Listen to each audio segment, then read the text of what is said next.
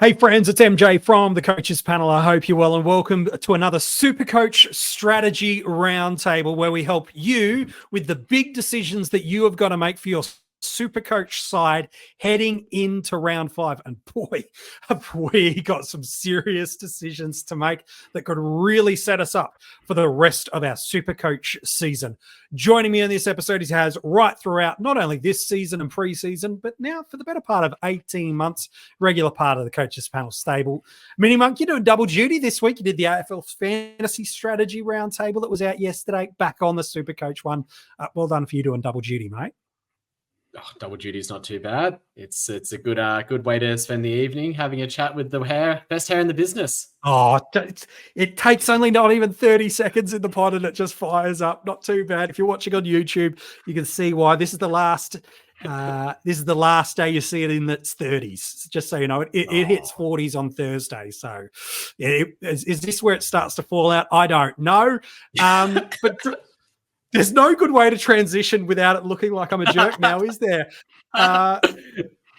From the Supercoach Insider podcast, you can check them out on YouTube. They do a great round of work. I got to meet this man in person around about 6 weeks ago at the Supercoach launch and just connected with him straight away on a Supercoach level. One of the best minds in the business. Swizz, hello, mate. Nice to have you on the podcast. Mate, thank you so much. You've been on mine twice, so it's glad that I got the invite to yours. And I've said not to blow smoke up your behind there, mate, but it is one of the few podcasts that I still do listen to. You do get into a situation as a podcaster there where you spend a lot of time doing your own stuff, but don't get a lot of time to listen to everyone else's. But the top 50 in particular, leading into the season, has always been high on the radar, and I know it's the same with a few mates out there as well. So awesome to finally be on this great podcast talking with you and Mini Monk tonight. So look forward to it. And yeah, just surprised just to find out that you and I are the same age, and that I think you've got me beaten by about a week there. So, mate, yeah, your hair's looking a little bit better than mine for the big 4-0. But yeah, you and I in a week's time, mate. So all right, we obviously are celebrating the next chapter of our lives. Okay, just setting us out to pasture there. So it's very, very quickly. There's a ton of stuff, boys, I want to get through. I want to talk about trade boosts and how we use them. There's a ton of great value options that are presenting themselves not just now, but over the next couple of weeks. I want to talk about the ruck line. So many Grundy owners are really wrestling with what to do this week. We want to help put that to bed. Got to talk about our Supercoach forwards as well. But the thing that really unlocks a lot of the moves that we want to make over the next couple of weeks really is what happens with our cash generation and the options we're looking to go to down. There are some that I know people are looking at a Jeremy Sharp this week. They're looking still at an Ollie Dempsey, and that there absolutely plays if you would like to head that way. But maybe we start there. Mini Monk, talk to me about Dempsey. And then, Swizz, I'll get you to talk about Sharp for me in a moment. Before we hit some of the guys that are yet to be even on the bubble, these are maybe the last chances to get either of these options. Mini Monk, Dempsey, knowing we're about to look at 3 viable plays, is it just not let him go, or is there still a reason to jump on Dempsey this week? Well, yes, there is. And the reason why is I don't want to jump the gun too much, but if we look at those viable options that are coming, they're not quite on the bubble yet this week. So they're not going to be going up in cash. They're not going to be the ones that will get away from you, like Dempsey has started to do over these last couple of weeks, where he's now had his 2 price changes and he's still rocking a -14 break even. Really good roll. Forward line's pretty weak. It's a fieldable option pretty much every single week. Yes, best 18 can hide a bad score, but I don't think that there'll be many teams that'll be unhappy with having him at F6 come out of the early buys and coming into round 7. I think that absolutely he's still an option this week with how consistent his scoring has been. But this absolutely is the last week. Once you're starting to pay in excess of $280, $290, potentially even $300,000 for a player who is a rookie, you are really pushing your luck as to whether you can generate enough cash and enough points out of them while still being able to perform all the upgrades that you need to form in your team. So if you need someone at around that, 260K marker that is going to go up in cash, and it might only be 3 or 4 weeks it needs to be in your team for, absolutely you can go for him. Swizz, is it very, very similar for Jeremy Sharp? Again, a very different position and a better break even for us this week. What's your take on Jeremy Sharp as a priority for non-owners to trade into this week? Yeah, non-owner like myself, so definitely high on the radar. Like as Mini Monk said, the rookies that we have available aren't must trade in this week. We do get another look at them. We'll talk about Closey and Comben and all those guys, I'm sure, later. So if you're going to make the move and you wanted to have somebody who this is your last chance to grab, then Sharp or Dempsey are definitely there. Sharp, I like because obviously he's got the 126 against a very good opponent in Carlton. Another tough opponent this week with Port Adelaide, but does have that draw that opens up with West Coast Bulldogs, Richmond. So, with Super Coach projections, they've got him sort of going that 68, 65s in those weeks, which is pretty well what he's been doing in previously. And that sees him going up sort of 80, 90K as it is. Definitely against sort of West Coast or Richmond, he could definitely put up a massive score again like he just did against Carlton. And if that was the case, he could reset his gen and be looking at 150K, which would be better than most of the rookie options that we're looking at as it is. So if he was to get himself to 400K, okay, it's a shame we missed the 130 if you haven't got him already, but you're still looking at getting what is better than a lot of the rookie options that we've got available. Yeah, minimum. I think the other thing to note with him is that he's really going to benefit from the larger grounds, and that's what he's got from the rest of the games from here on forward up until round 12 where they play at Traeger up in the Northern Territory. He's got Adelaide Oval against Ports, pretty tough matchup for outside players. Might be a bit of a trickier week this week, but as you said, West Coast at Optus, Dogs at Optus, Richmond at the MCG, Sydney at Optus, St Kilda at Marvel under the roof, Collingwood at Optus. Like, he is a player that is just running the feed off of other opposition wingers. He's knowing how to hold his space, and there's potential that he can pop another spike game or two in that next 6 or 7 week block. It's only for sure about $50,000, $60,000 if you're sitting on a dead option like a Sexton or a Lazaro or even a Caulfield type, and you've got the options of looping some DPP Swizz. He could, while we want to maximize points on field, cash generation is still so important for us at this time of year, isn't it? Well, the obvious one, and even this includes myself, is Tom Berry. I know 10% of the competition have him, and you're talking about, I think, 25K difference, something like that, which is really nothing. There's ways to finding that. So, if you've got somebody like him, I feel like that's an easy reset. The cash, take what you've made, that 70, 80K of like a Berry type, for example, or one of those other rookies who have stalled. Even, you could even look at, say, Cadman, but like the break even of -3, I don't probably want to move him, but you're probably only going to get one more decent rise out of him unless he has a massive game against St Kilda, which probably doesn't look like the obvious thing that's going to happen, where pretty well side swapping him to a Sharp, and as Mini Monk said, on those open fields, in particular in Optus, you could turn him into a guy that could get to 400,000, if not more, and leading into that sort of upgrade season, the buy season, there might be a fall in premium, which it's only 100K to go from Sharp to him, and imagine turning Sharp into, say, Clary or something like that. You'd be flying. You would not even hear about that at the start of the year. And that's the beauty.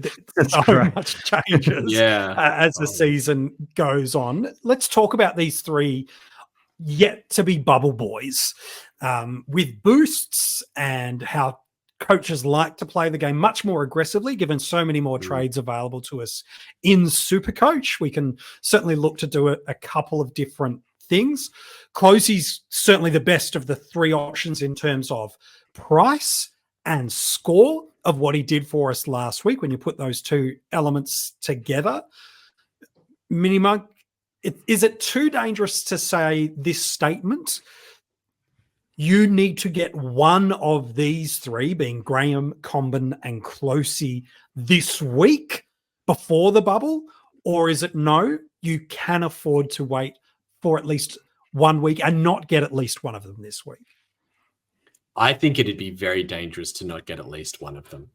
Because if Yep. all three of them are on the bubble with negative 80, 100, 120, even break evens come the end of round 5, you don't want to triple downgrade it to the three of them. You want to be able to get an upgrade off next week. And if you don't own all three of them, you are going to be falling behind, because that's probably $100,000 that's just gone down the drain that you've missed. And to my mind, if you said at the start of the season that you'd have a player who's 102K in your defensive line with a negative 68 break even, you'd go, great, I'll trade into them. But then you tell me that they're not on the bubble this week and that they've got another week to drop that break even lower. To me, that screams pick me this week. So like, I think if you're picking one of those three, it has to be Closey this week. There's less concerns about his job security. There's less concerns about his scoring because he's a mature ager. But I think it's very dangerous to not trade into at least one, and potentially to actually not even to trade into two of them. I think that trading into two this week is a viable option for a lot of teams. Yeah, I think it's a really good shout, which then Swizz gives us one of two other options, which again, depending on our structures, does give us a bunch of different options. Will Graham as a defender mid, and then Charlie Comben as a mature body who's playing in a new role, and will pick up DPP should he play the next 2 games, given Supercoach confirmed it's just 3 games for them to be positional eligible to change. If Closey's in, let's presume that what Mini Monk has said is right, and that's always a good way I like to play Supercoach. What Mini Monk says, I'll kind of take it to the bank for the most part. Who of Comben and Graham are you prioritizing? And don't give me the Mini Monk team dependent. Give me something straight line here that we can help people. That's really how I was going to go. Like, You can I say like team dependent, that's fine. No, because I was going to say I like Comben better, because I think, you know, we talked about on our podcast about Pink and his job security going forward. Does not look great. Comben came in, looked like Glenn Jakovic playing. He was taking every intercept mark. He grew into that game. By that last quarter, you know, you're up against two of the, well, Hipwood's out of form, but Danaher's one of the better forwards in the league, and he had no problems, you know, zoning off, taking intercept marks, contested marks, and the fact that he still managed to get 25 touches. Now, he's not going to do that every week, but he grew into that with confidence. And so I've got enough confidence that the fact that North Melbourne are going to see so much ball down there that he's going to continue to find it, and there's because they're so short of talls. It's not like there's somebody knocking on the door that's going to take his role. Pink's had his opportunity. He'd have to do something tremendous in the VFL to push Comben out. Where Graham, I can see a bit of swapping around with the Suns. Dimmer's already started like that, moving players around. So as much as I feel like if Graham has, you know, another good week this week, he's not going anywhere. But at the same time, I'm way more confident on Comben's job security, scoring potential. So I'd rather just pay up for him if I'm going to go both, and then just have another look at what happens with Will Graham this week. Yeah, it's going to be much easier to trade into Graham next week with both his DPP and the lower price. And I think Swizz, you're 100% right. I have a lot less concerns about Comben's job security than I do about Graham's. And for those, I guess, 3 reasons, like the DPP, the price, and the job security, I think if you're picking one of those 2 this week, it's going to be Comben. Yeah, that's a good shout. It's an interesting spot we're in with some of our cows. Some people still are running a dead couple of options in their backline. Reed, I don't think you'd be prioritizing moving him. Looks like he's 2 to 3 weeks away, but you know, he's an option. Caulfield is months away, and absolutely when the right defender option comes along, you must get it. Hence why people were looking at a Draper last week. Lazaro's stalled. Sexton has stalled. And then we've got a couple of other guys that could be just 2 weeks away from really topping out, whether that be a Carroll, for example, or Wilson is getting close to really hitting that average and break even in alignment. So there's a bunch of interesting options there. And even a Howes, for example, it's an interesting spot with him this week, Swizz, because that first matchup this week with them playing on Thursday night, again, he hits that beautiful sweet spot of average and break even, pretty much in alignment. History would say in Supercoach, we move him on. But that first trade on Thursday night does impact a lot of what you do with the rest of your moves, with the Sunday squads not locked. How much of a priority to you is moving Blake Howes on this week?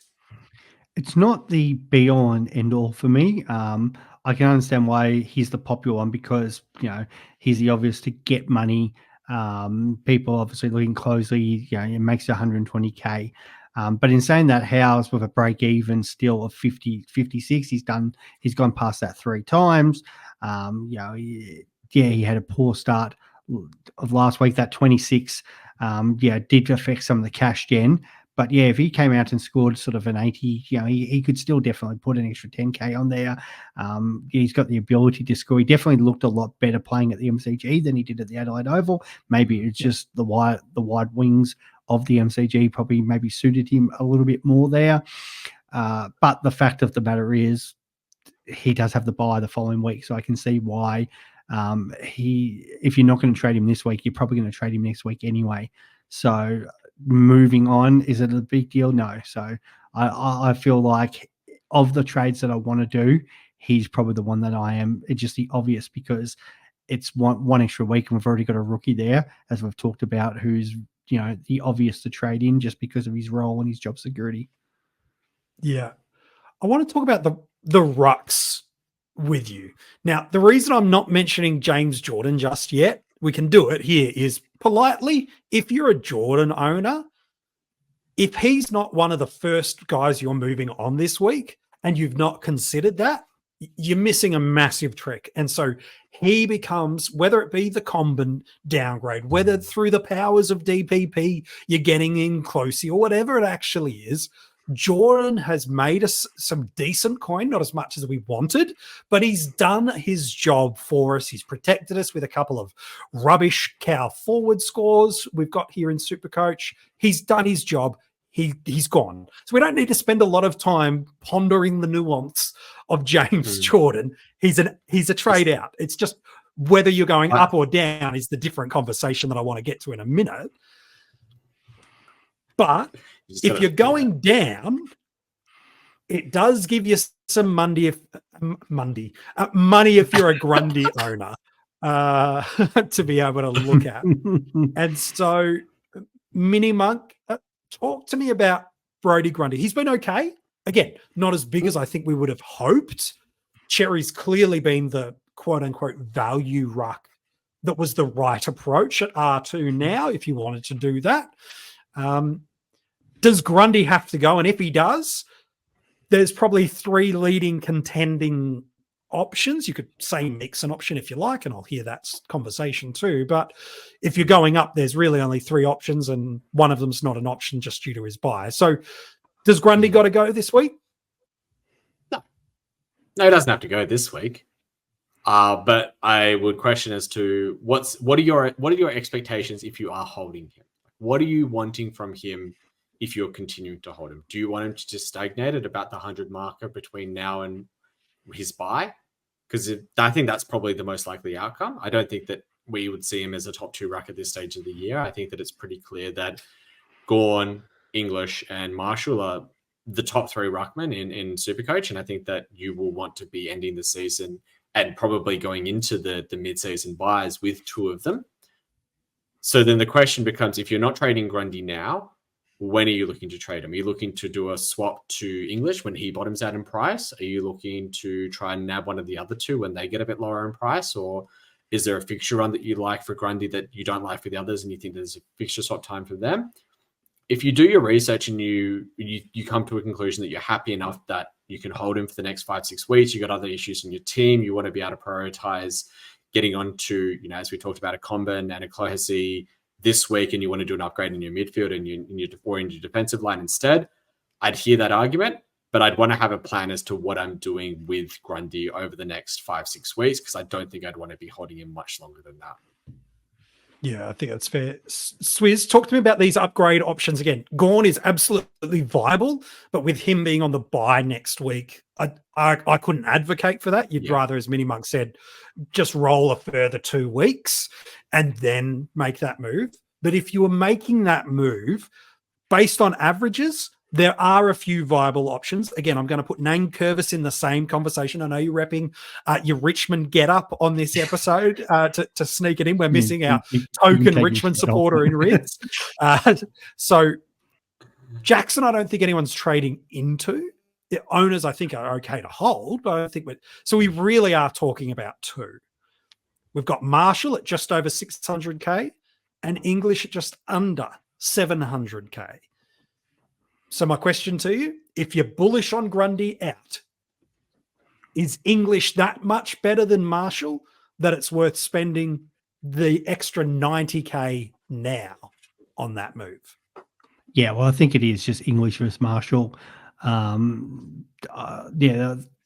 Potentially, like I like Cherry better than Nank anyway. Nank's got a bye coming up, so I don't think you could throw him completely out because Cherry's doing well. But again, Cherry's averaging 105.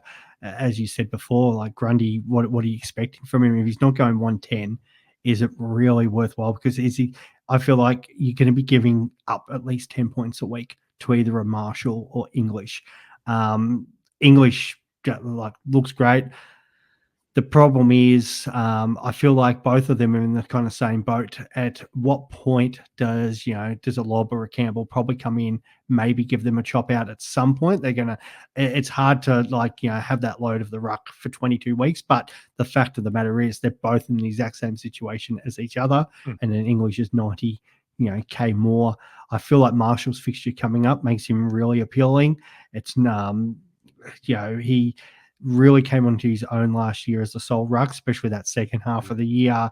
As much as you still got like your Briggs and English up against, but they kind of, especially English is a different kind of ruckman to Marshall. So Marshall will probably get him in the ruck and then can still zone back like Gawn does himself.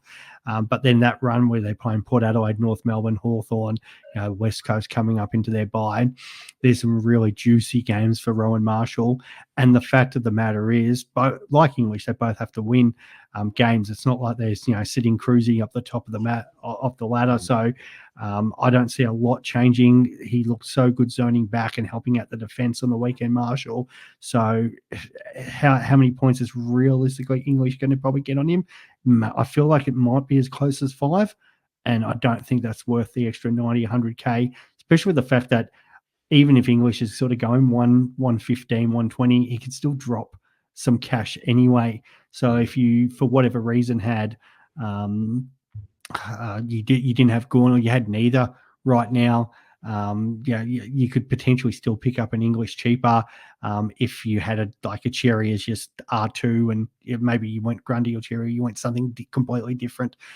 So you can potentially look at English later in the year if it just became a must. But right now, I think Marshall's the more value player for sure. Minimug, talk to me about Tim English, because it's not just English on his own.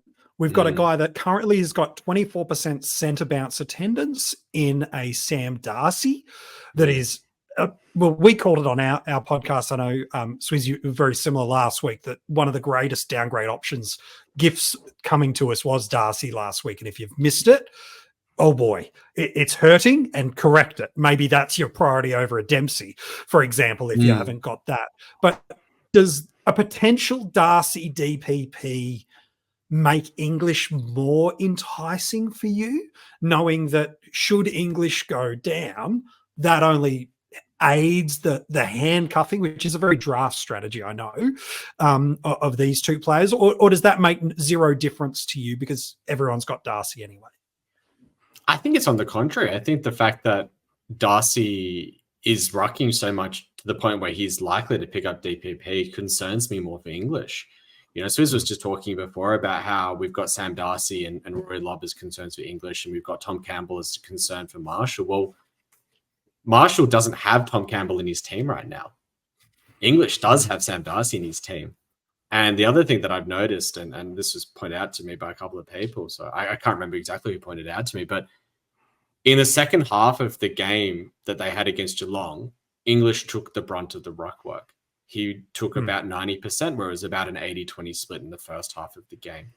But against West Coast, that split didn't happen. Sam Darcy had a lot of the split throughout the entirety of the game. So it seems like where there's a bit of an easier kill, they're trying to give Sam Darcy more experience in the ruck. They're trying to give him the ability to chop out and give him the time to be able to develop his ruck skills against quality ruckmen. And if you look at West Coast run, they probably, sorry, not West Coast run, the Western Bulldogs run. Bulldogs. They've got Essendon this week. They'd probably be going in as pretty good favourites for that. They've got St Kilda, so that'll be a tough matchup. But Darcy will be wanting to be tried out against Marshall. Same with against Jackson and Darcy in Fremantle. And then you got Hawthorn and Richmond, which are pretty soft matchups. I would say that they should go in as favourites for both of those. Yeah.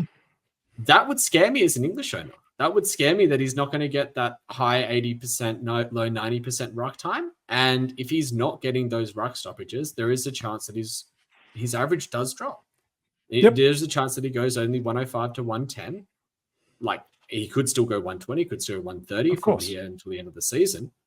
But just the fact that the player that is chopping out the ruck is already there and they need to develop him and keep him progressing as a player because he's come on so quickly this season, that scares me enough. Combined with the price difference, combined with the ruck runs that they've got coming up, I would be going Marshall over English this week. Minimum, I'll just add something to that as well. We saw with the Bulldogs easily accounting with West Coast that they were like, okay, we'll sub-libber this week just to give him a rest. It would not completely surprise me if the Bulldogs were dominating a Hawthorn or a Richmond, that if not Bont, maybe Tim English is the one that makes way, since like if they were 7-8 goals up at three-quarter time, why wouldn't they go, okay, Darcy, here's a chance to run sole ruck for 1 quarter. Timmy English, you just have a rest because we're not going to lose anything out of this game. Could you see that as a possibility? I could see that as a possibility, but I also do see that as a possibility for Marshall, and it's happened to him already just last year. Mm-hmm. We did see him get subbed out at three-quarter time. I think it was against Gold Coast. He had the soft ruck matchup because Witts was delayed out and he was rucking against Moyle. If something similar happens again, he could get to a good score and then be subbed out. And the same thing for English. They could both get to a good score by three-quarter time and get subbed out on a good score. But it is always a concern. I think that it's something that we're seeing a lot. And with someone like Luke Beveridge as your coach, I know that we don't like to throw him too much stick, but I think we've already seen it in these last 2 or 3 games where they've had McRae, Caleb Daniel, Liberatore all be involved in the sub one way or another. I wouldn't be surprised if he did it with an English, maybe even with a Bont at some stage as well, heaven forbid. Gosh, just freaking everybody out listening to this now. Like every Bulldog is doomed. Thanks, boys. You've really helped everybody out. Let's move away from options. Let's talk about the forward line. Politely, it's better than I think was forecast 6 to 8 weeks ago. 6 to 8 weeks ago, guys like Zach Fisher were people's F1s. And if you can imagine just 5 or 6 weeks ago, knowing what you know now, like it just feels gut-wrenching around that. We have been gifted some great options. Isaac Heaney into the midfield has been really a very easy selection. That's not a hindsight call, but with opening round, you took a gambit and a gauntlet on that you didn't need to if you faded on him. Luke Jackson, we knew that we would get at least 4 weeks without Darcy, and history had told us he's a 110-plus super coach scorer, pushing 120, and that's pretty much what he's been for us over the past 4 weeks. Sam Flanders, if you didn't start him, you were prioritizing getting him after the bye. And then probably the surprise packets, there's a couple. Harry Mackay has really kind of put it all together, and getting involved in the game a little bit more has built his confidence, which I think is aiding some of his presence up forward. Tom Powell has really popped. And those, Swizz, I know in your podcast, a lot of people, and you yourself, were talking about Hogan as an early kind of 4-week streamer and then looked as a flip option. You're probably not even needing to do that now, given there's nothing there.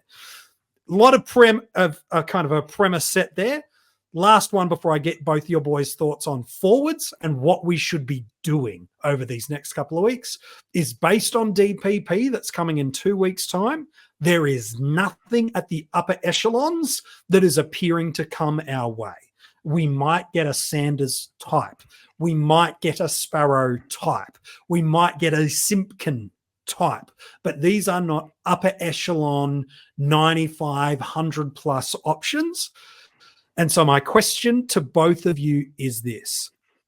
Let's presume everyone has Heaney. Now, Bold. yeah, no, it is a bold premise. But I think if people don't, it's like, well, you got to do something about that. But if you have Heaney, what the heck do you do next with your forward line? Who are the priorities and who are the players we should be targeting? Swizz, we'll start with you first. Heaney, we've got him. What should people be doing with the other options elsewhere?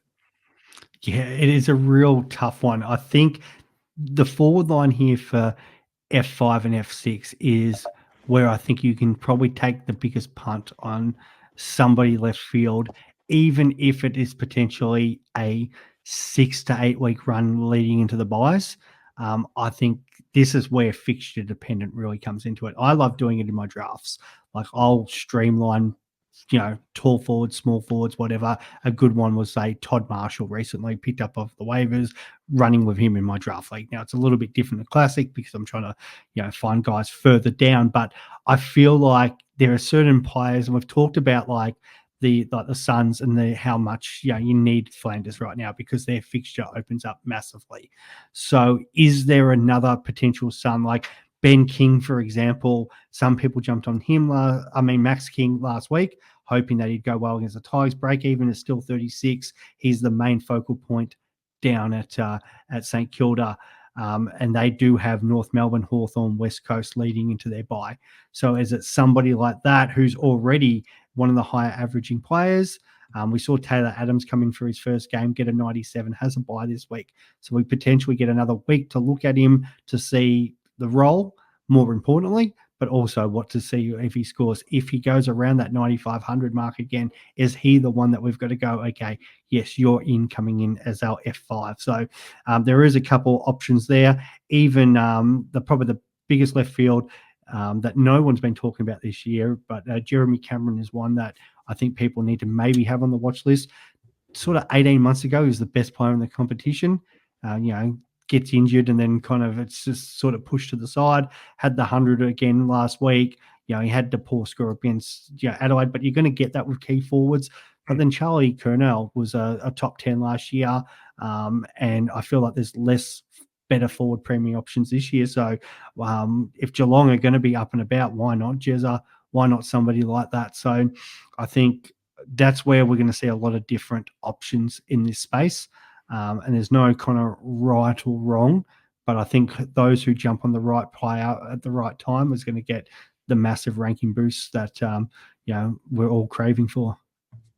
Mini Monk, I'm curious. Swizz is both on the Supercoach Insider and even throughout this, and I know you've referenced it too, has talked about this impeccable Gold Coast run that is coming up for us. And if you don't own Flanders, okay, that's a top line option. Tuke Miller is a great option pretty much after this week. It really opens up. But then we mentioned these forwards, and there's a Jack Lukosius sitting there for us around about that $400,000 mark. Is he potentially a guy you feel comfortable taking that gamble on, as Swizz has mentioned? Outside of Heaney, Jackson and Flanders, you're probably not looking at a premium option just yet to trade into if you don't have one of those three. Is Lukosius maybe the secret sauce here? It could well be. I mean, he's moved back into his defensive line for the Suns.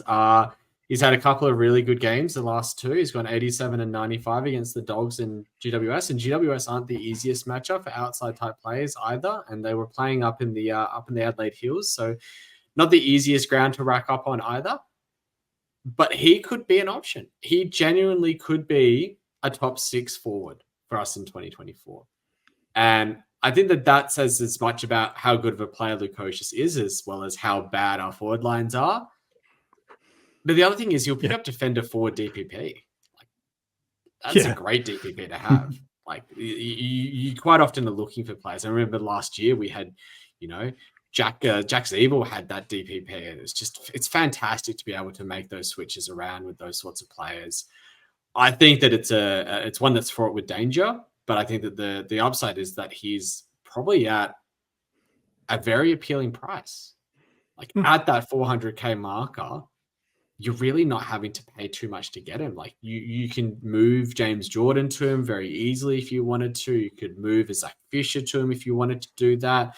Even move a Nat Fife if you're wanting to do that. Like, it's genuinely a world where he pops up 120 sometime the next 3 weeks if you look at the fixtures. He's got Hawthorn, he's got Sydney, he's got West Coast. Brisbane at the Gabba is a bit trickier, but then he's got North Melbourne and Geelong. Like, the fixtures in terms of the quality of the opponents that he's facing are there. In terms of the grounds he's playing at, look, it's a bit trickier. He is playing up on the Gold Coast and against Hawthorn and West Coast. He's at the SCG against the Swans. He's at the Gabba against the Lions. And then he's up at TAO against Brisbane and North Melbourne. That's probably the tricky part for me. But it's someone that I would consider taking the punt on. Yeah. It's your risk appetite question really there, isn't it? Of what are you happy to and prepared to do? I want to talk trade boosts in a moment as we look to wrap up the episode. But before we get there, my oh my, have we got some unbelievable cheap options that are presenting for us very, very soon. I don't think anyone thought Clayton Oliver could be pushing towards 500,000, but there is a world over the next month, even with the buy coming after this week, where he continues to plummet. Jordan Dawson and disposal efficiency, and on the negative side, was probably something people never thought would ever be statements and sentiments that are said, and yet here it is. James Sicily, we know he's always a bit of a roller coaster scorer, but really outside of 1 week, he hasn't given us much ceiling. And then, of course, you've got Nick Dacos, where those that started him were doing it for fear and concern that, oh man, he could take a season away from me in 4 weeks. And absolutely he could do that. But now for owners, they're looking at a guy that he's already dropped 80,000, which doesn't sound like much. And in the sense of your season, it might not be. But now the priority of getting him in is pretty huge. And then there's a ton of other options. Jordan De Goey is a viable play through there. And I could list 15 other players. But Swizz, help us through. And Minimike, I want your thoughts on this too. Help us navigate. LDU, I probably should throw in the mix of that too, to be fair. Help us navigate some options here, because we've got 10 to 20 really good top line options, not just value that are close to top liners, but historical top line options. Who do we prioritize? How do we prioritize getting the right options at the right time to maximize these low prices of these players? Yeah, well, it is a tough one. It's funny when you mentioned LDU. He was the one I had open in front of me on my screen here. I feel like a lot of people's setup is they've got the 5 premium midfielders in there. Maybe a couple of people running a little bit shorter than 4, but probably the 5. So, and a lot of people are kind of running that Bont, Green, Butters, maybe a Sarong, that sort of mixture anyway. So I feel like, those who don't have, the dropping in Cash Dawson and especially Kyrie are going to be too high on the radar for most people.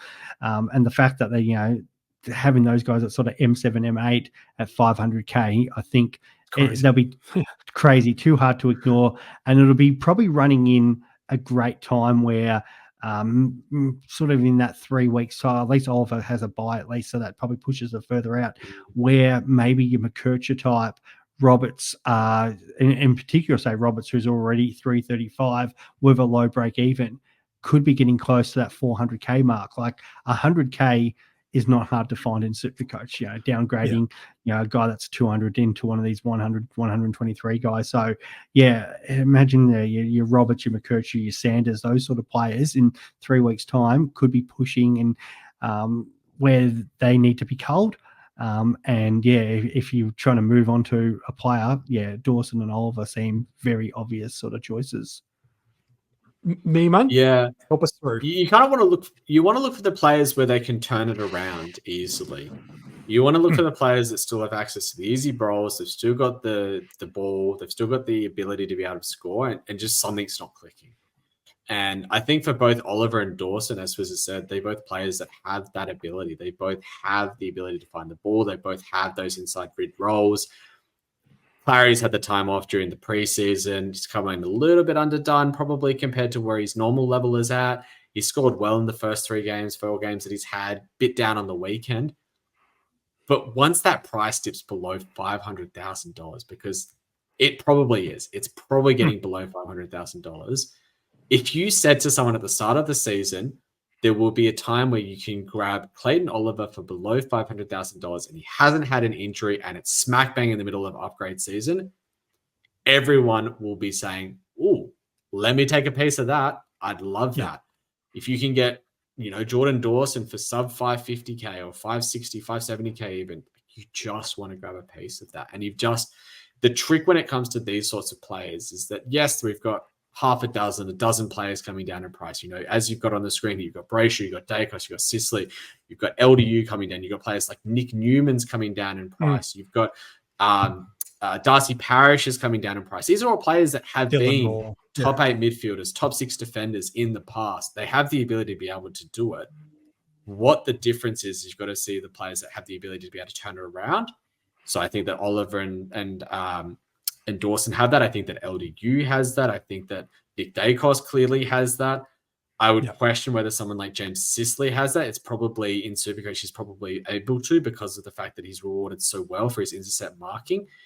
And then you've got to look for the ones that have got the good runs coming up. Where do they have the fixtures that turn? So if you look at someone like Clayton Oliver, he's got Brisbane Lions this week, not a great fixture. The bye the week after, the 2 fixtures straight after the bye. Richmond into Geelong. Great fixtures for inside midfielders. Who does Dawson have round 6, round 7? It's Essendon into North Melbourne. Great fixtures for inside midfielders.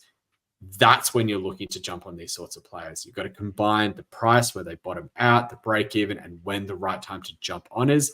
And if you can nail it and you get onto Clayton Oliver or Jordan Dawson or Nick Dacos or Sicily or LDU the week before they go 140, you're ahead of the pack. Because everyone then sees, oh, they've got that pop score. Their price is on the way back up now. Let me jump on. And you go, great, let me go find the next one.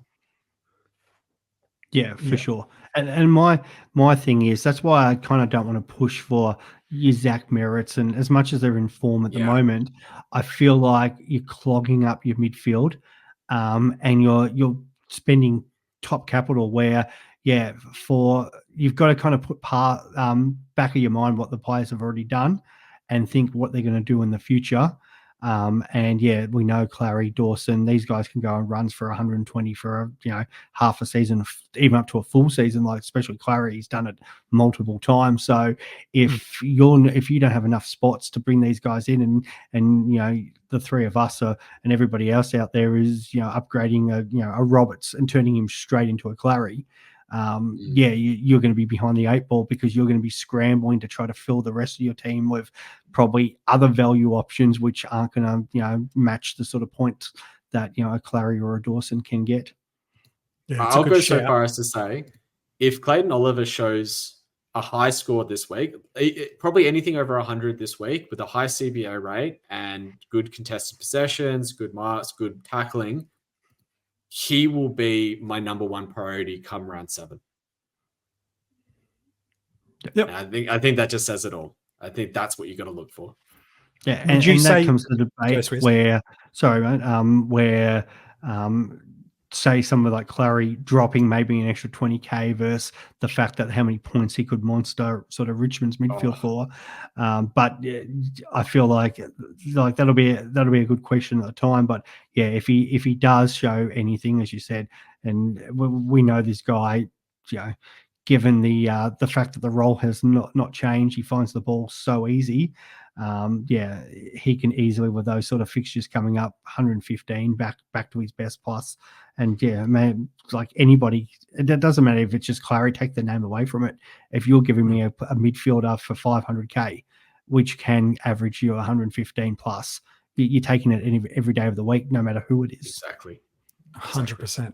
which makes it tough because you've got guys that are bottoming out like a Nick Dacos, that the longer if you've gone Everywhere. against him, oh boy, that's a challenging balance of, do I maximize a Oliver and a Dawson when they're at this bargain basement price? And do I run this gauntlet of one more week of not Dacos? Do I just go one more week? And this is where it becomes this really delicate balance for coaches that feel if they faded him right now, feel like they're in a slightly level head position to those that started him.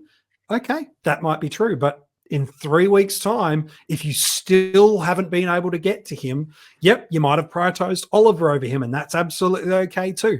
This is where it's so hard to get a read on teams at the moment with how they've used their trade boosts, with their starting structures, with the premiums that they've had from buys. It's way too early in a season right now to look at your rank and go, that's exactly where I sit in the ecosystem of Supercoach, because there's way too many variables. And with upgrade season now really only just starting this week, so much can change. And so on upgrade season, let's officially declare it open and ring the bells and say, yes, we're kind of officially there now. As we wrap up the episode, I think most coaches have used at least one boost.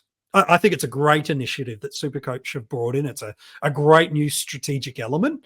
Knowing that we've got a bunch of cows, we've talked at the top of the episode about 3, that certainly one has to be jumped on this week that is pre-bubble. Sharp is still very much in play. Dempsey, Darcy still very much in play.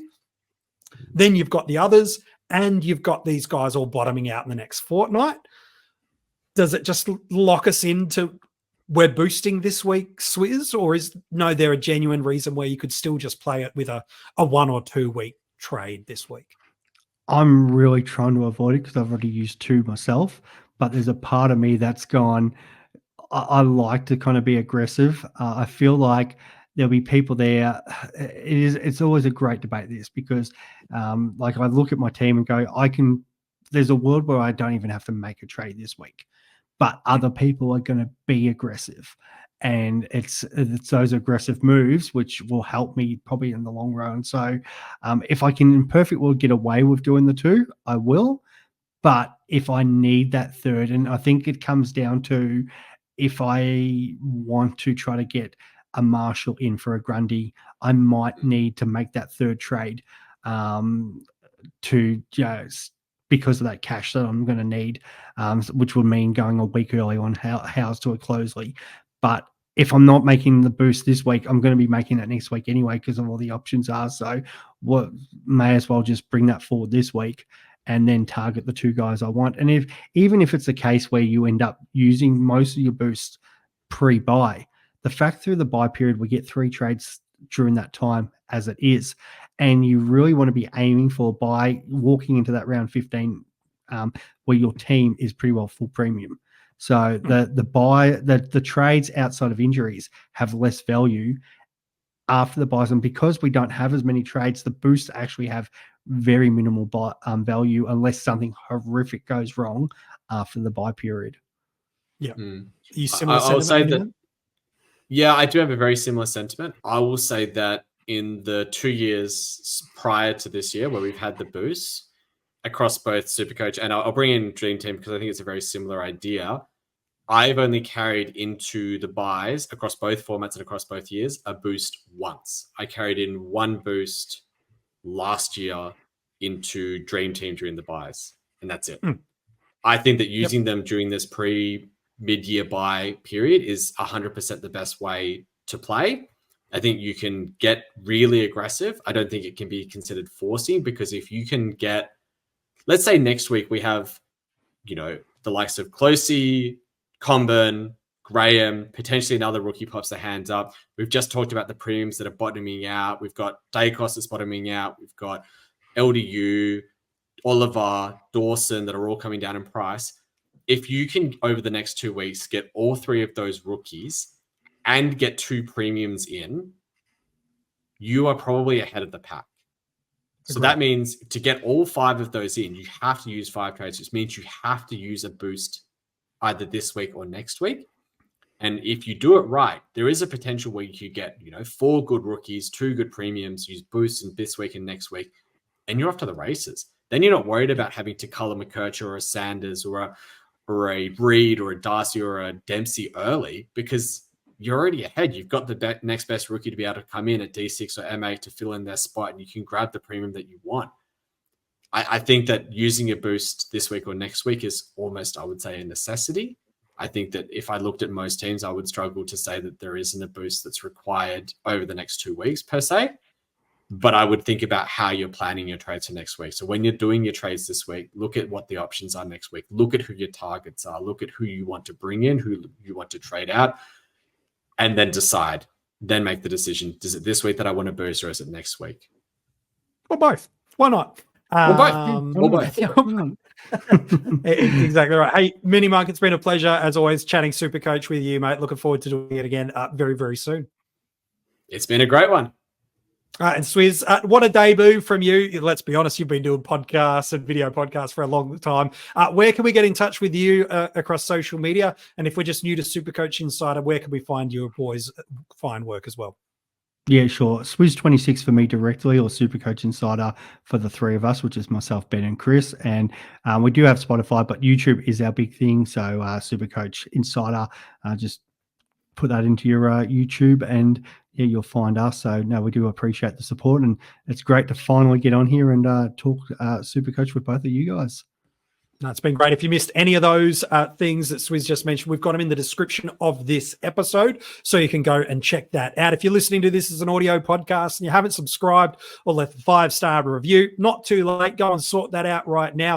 And you can go back in time and listen to any of the episodes. And also, when these strategy roundtables drop, you'll get notified straight to your device, and you'll be able to listen to them straight away. If you haven't checked us out on YouTube, you can. You can go and see these episodes, the strategy roundtables, all the details for where you can find our YouTube. Well, pretty easy. You search Coaches Panel in YouTube. It's there. It's easy. Or you can check out the link in the description of the audio podcast. Subscribe to the channel. And if you want to become a part of our Patreon supporter group, they get access to a ton of in-season rewards. They get an extra podcast at all tier levels. So whether it be that cash cow, breakout, or premium tier, or if you want to jump into that premium level, you get a round review episode. There's so much good stuff in there. All the details to join the Patreon supporter group are in the details of this episode.